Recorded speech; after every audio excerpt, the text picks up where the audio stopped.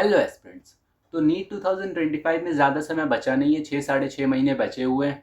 ये video NEET 25 वालों के लिए बहुत ही ज़्यादा इम्पोर्टेंट होने वाली है, क्योंकि एक एंट्रेंस की अगर बात करता हूँ, उसमें सबसे मेजर चीज़ें जो होती हैं वो होता है कि उसका सिलेबस आपको पता होना चाहिए, टेस्ट में क्वेश्चंस कैसे आते हैं ये पता होना चाहिए, और बुक कौन सी है जिसे यूज़ करनी है वो पता होना चाहिए। जब तक ये सारी चीज़ें क्लियर नहीं होती है, उस एंट्रेंस को हम क्रैक नहीं कर सकते। सिंपल सी बात है, ठीक है। अच्छी बात यह है कि एनटीए ने इनमें से कोई भी चीज़ हमें क्लियर की ही नहीं है, ठीक है। अब एक रीसेंट एक अपडेट आया है एनटीए की तरफ से, वो भी मैं आपको बताता चलूंगा, ठीक है। तो 3 चीज़ों के बारे में डिस्कस करूंगा। जो रीसेंट अपडेट आया है टेस्ट के बारे में, टेस्ट पेपर के बारे में, एग्जाम का कैसा पैटर्न रहेगा। दूसरा ये कि सिलेबस के बारे में बात करूंगा। तीसरी चीज़ कि old NCERT versus new NCERT, इसके बारे में भी थोड़ी डिस्कशन करेंगे। वीडियो शॉर्ट ही रखेंगे, ठीक है। सबसे पहले जो मेजर चीज़ है वो है रिसेंट जो अपडेट आया है, जेई वालों के लिए आया है ये अपडेट कि 5 ऑप्शनल क्वेश्चंस जो भी होते हैं वो अब से नहीं आया करेंगे, ठीक है। आपको नोटिफिकेशन दिख रहा होगा बगल में। तो ये चीज जो है कि 5 ऑप्शनल क्वेश्चंस जो अब से जेई में आते थे वो अब से नहीं आएंगे। ये डिसाइड किसने किया है? एनटीए ने किया है, वही बॉडी जो कि नीट को भी कंडक्ट करती है। अब मैं कहना चाह रहा हूं कि अगर एनटीए ने जेई में 5 ऑप्शनल क्वेश्चंस हटा दिए ये कहकर कि अब कोरोना काल जा चुका है, अब कोरोना के बच्चे वैसे नहीं रहे हैं, तो सिंपल सी बात है कि नीट में भी ये हट जाएगा। मेरी उम्मीद यही है और चाहत भी यही है कि हट जाए, ये अच्छी बात है, ठीक है। जेई पहले होता है तो पहले नोटिफिकेशन आ गया, नीट बाद में होता है तो बाद में नोटिफिकेशन आ जाएगा इसका, ठीक है। सिंपल सी बात है।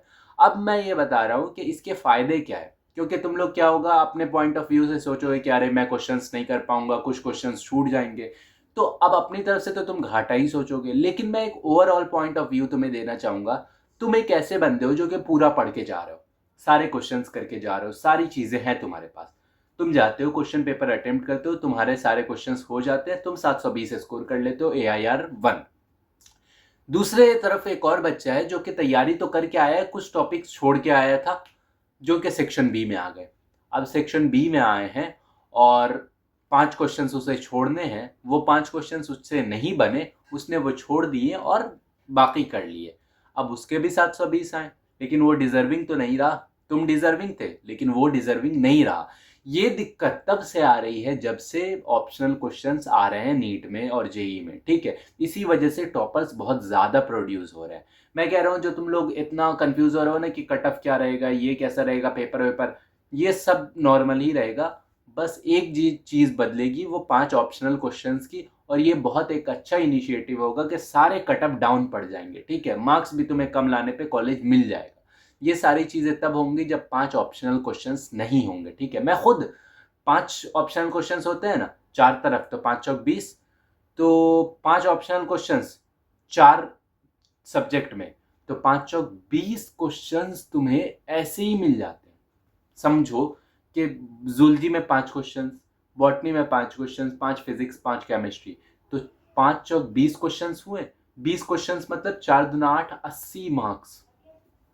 80 मार्क्स तुम्हें फ्री में मिल जाते हैं। कितने बच्चों को फ्री में मिल जाते हैं? ये फ्री के मार्क्स है, ऑप्शनल है तो फ्री के मार्क्स तुम्हें मिल जाते हैं।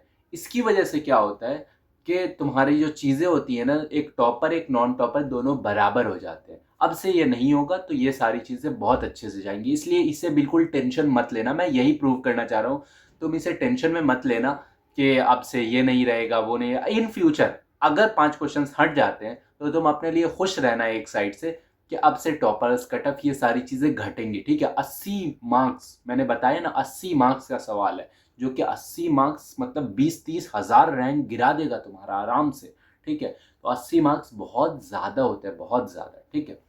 इसलिए इस पर टेंशन वेंशन मत लेना, अपनी तैयारी रखो। दूसरी चीज़ सिलेबस के बारे में देखो, नीट 24 मेरा फर्स्ट अटेम्प्ट था। फर्स्ट अटेम्प्ट में मुझे मतलब न्यू एनसीईआरटी उसी वक्त रिलीज हुआ था, सिलेबस में इतनी सारी चेंजेस हुई थी, तब ये वर्स्ट कंडीशन थी हमारे साथ। हम लोग ज़्यादा कंफ्यूज थे तुम्हारे मुकाबले में, लेकिन फिर भी मैंने क्या किया था अपनी तरफ से, मैंने सिंपल सा जो किया था वही तुम्हें सजेस्ट करूंगा और वही तुम्हें करना भी चाहिए, ठीक है। जितनी भी चीज़ें, जैसे कॉकरोच फ्रॉग हो गया, इसी तरह से फैमिलीज वाली चीज़ें हो गई, जो कि अभी नहीं है, मतलब अभी कंफर्म नहीं है तुम्हारे लिए, ठीक है, उनको क्या करो, अभी छोड़ दो, अभी के लिए थोड़ा डिले कर दो जनवरी फरवरी। मैंने जो किया था, मैंने यही किया था कि ये सारे जितने भी टॉपिक्स थे, जितने भी कंट्रोवर्शियल टॉपिक्स, उन सब को मैंने डिले कर दिया। अब 100% में से 90% या 95 तुम्हारे लिए पता होंगे कि कौन आ रहा है कौन नहीं आ रहा। 5-10% ही ऐसे होते हैं जो कि नहीं पता होते, उनको तुम क्या करो, साइड कर दो कुछ दिनों के लिए, कुछ दिनों मत पढ़ो, ठीक है। जब तुम्हारे जनवरी फरवरी के टेस्ट में आने लगे ना ये सारी चीजें, तब इसे तैयार करना, तब फैमिलीज पढ़ लेना, तब कॉकरोच और फ्रॉग पढ़ लेना। मैंने पर्सनली क्या किया था कि जब टेस्ट आने लगा था ना जनवरी फरवरी का, तब मैंने, जब टेस्ट में सिलेबस आने लगा AITS में, तो मैंने उसके लिए क्या किया था कि उसे उठाया वन शॉट। समाप्ति मैम का उठाया था कॉकरोच एंड फ्रॉग में, और आकांक्षा मैम का उठाया था उसमें, क्या बोलते हैं, फैमिलीज वाले में। पूरा मैंने वन शॉट से ही पूरे शॉर्ट नोट्स बनाए, पूरा खत्म कर दिया, एक शॉट में खत्म हो गया, ठीक है। ज्यादा टाइम भी नहीं लगा था, मैं कंफ्यूज भी नहीं रहा था पहले कि अरे यार सिलेबस का क्या होगा। मैं अपना जितनी चीजें पता है वो तो पहले कर लूँ, ठीक है। जो नहीं पता है वो देखा जाएगा, उसे जनवरी के बाद देख लेना। बट जो पहले पता है उन्हें पहले करो। बहाना मत लगाना कि सिलेबस पता नहीं है तो पढ़ेंगे कैसे, ये वो बहाना मत लगाओ। अपनी तरफ से 100% दो। अगर तुम्हें 90-95% सिलेबस पता है उसे पहले करो, अगर 5-10% नहीं पता उसे बाद में कर लेना जनवरी के बाद, जब तुम्हें कंफर्म्ड हो जाएगा, ठीक है। अब बताओ जेई में कितने दिन बचे हुए हैं? अभी चल रहा है अक्टूबर, नवंबर, दिसंबर, फिर जनवरी, 3-4 महीने बचे हुए। 3-4 महीने पहले ये चीज इन्हें बताई जा रही है कि अब इनके 5 ऑप्शनल मार्क्स नहीं, 5 ऑप्शनल क्वेश्चंस नहीं आ रहे। तो अब बोलो 5 ऑप्शनल क्वेश्चंस अब इन्हें नहीं आ रहे, तो इनका जो अब तक टेस्ट हुआ होगा वो किस पैटर्न पे हुआ होगा? पूरे 5 ऑप्शनल पे। लेकिन अब इनका नहीं आ रहा है तो एक बैग इन्हें धक्का लगा होगा ये, कि अब 3-4 महीने में सारी चीजें अडॉप्ट करनी पड़ेंगी इन्हें। लेकिन तुम्हें तो एक मौका मिल रहा है ना, तुम इसको मत गवाना, ठीक है। लास्ट एक बात करता जाऊंगा, old NCERT versus new NCERT. देखो, पिछले साल न्यू एनसीईआरटी इंट्रोड्यूस हुआ था, मैं इसको एक टॉपिक नहीं बनाना चाहता था, कभी नहीं बनाना चाहता। लेकिन ये जो एटम्स वाला कंट्रोवर्शियल टॉपिक क्वेश्चन आ गया था 24 में, जिस पर 5 मार्क्स सबको एक्स्ट्रा मिल गए थे जो कि बाद में छीन लिए गए, तो मैं उसी की वजह से इस टॉपिक को उठा रहा हूँ, ठीक है। देखो, तुम्हें क्या करना है, सिंपल सा बताता हूँ। न्यू एनसीईआरटी को, सारी चीजें न्यू एनसीईआरटी से पढ़ो। जो टॉपिक्स तुम्हें लगते हैं कि अब न्यू एनसीईआरटी में नहीं है, सिर्फ उनके लिए तुम ओल्ड पढ़ना। फिजिक्स में एनसीईआरटी पढ़ने की कोई ज़रूरत नहीं है, लेकिन बाकी चीज़ों में न्यू एनसीईआरटी को प्रेफर करो। जो टॉपिक्स तुम्हारे पास नहीं होंगे, जैसे कॉकरोच फ्रॉग, मान लो अगर आ जाता है, सिलेबस में आ जाए ऑफिशियली, तो तुम्हें क्या करना है, तुम्हें पहले वाला जो ओल्ड एनसीईआरटी उससे पढ़ लो। फैमिलीज मान लो, अगर वही पुरानी वाली फैमिलीज रही तो तुम ओल्ड एनसीईआरटी से पढ़ सकते हो। ये सारी चीजें तुम्हें तब करनी है जबकि तुम्हारे पास सिलेबस का कंफर्मेशन हो। तो तुम जो चीज न्यू में नहीं है उसके लिए ओल्ड पे जाना, वरना न्यू को सबसे पहले प्रेफर करो, ठीक है। दूसरी बात, एटम्स वाला जो क्वेश्चन था जिस पर तुम लोगों ने इतना बवाल मचाया था कि एटम्स, उस क्वेश्चन में था कि सारे के सारे एटम्स स्टेबल होते हैं। अब कोई अगर ठीक दिमाग से सोचे, उसे पढ़े कि atoms are stable, each element are stable, ये लिखा था, ईच एलिमेंट इज स्टेबल।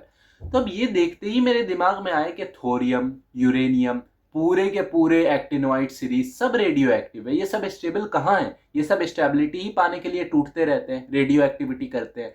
तो इसका मतलब सब स्टेबल नहीं है, ये फॉल्स हो गया। सिंपल सी चीज थी। उस पे लोगों ने क्या किया, अपनी बेवकूफ़ी की वजह से उस क्वेश्चन को गलत किया और बहाना किस पर मार दिया, ओल्ड एनसीईआरटी पे। मैं गारंटी दे सकता हूँ 90% ऑफ द स्टूडेंट्स जानते ही नहीं थे कि ओल्ड एनसीईआरटी में ऐसी कोई चीज़ है भी, ठीक है। अच्छा हुआ कि उनके 5 मार्क्स चले गए, ये मैं सीरियसली बोलना चाह रहा हूँ, ठीक है। मैंने खुद वो क्वेश्चन पढ़ा।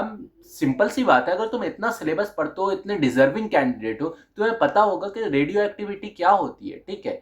इसलिए इतना टेंशन मत लो ओल्ड एनसीईआरटी न्यू एनसीईआरटी का, तुम्हें सारी चीजें क्लियर रहेंगी, ठीक है। कॉन्सेप्ट्स कभी नहीं बदलते, कॉन्सेप्ट्स हमेशा सेम रहते हैं, ठीक है।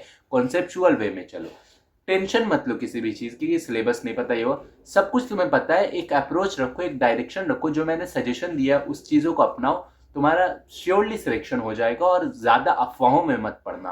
अब जो वीडियोस आने वाली है इस अपडेट पर, उस पर अफवाहों में मत पड़ना, ठीक है।